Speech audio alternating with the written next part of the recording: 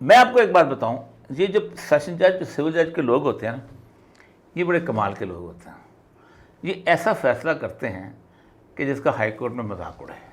अच्छा। क्योंकि जब प्रेशर आता है ना तो फिर आप ऐसे ही फैसला करते हैं। अब ये सारा कुछ एविडेंस पे आ गया है कि उसने कसम भी उठाई, उसने ये कहा, उसने कहा तुम उसमें शामिल नहीं थे, बाद में शामिल हो, सारा आ गया। 50 सफ़े आपने लिखे अपने फैसले के अगेंस्ट, ठीक है, कि ये बरी होने के काबिल है। आखिरी 4 लाइनों में बरी कर दे तो फैसला तो उड़ना ही उड़ना है ना। फिर क्या होगा? फिर मरियम नवाज खड़ी होगी, ये अदालतें जो हैं इनको बरी कर रही हैं, ये फलां है, फिर वो जी बिल्कुल ऐसे। आप इस सारे मामले के अंदर पाकिस्तान के अदालती निज़ाम के गले पे छुरी फेर रहे हैं।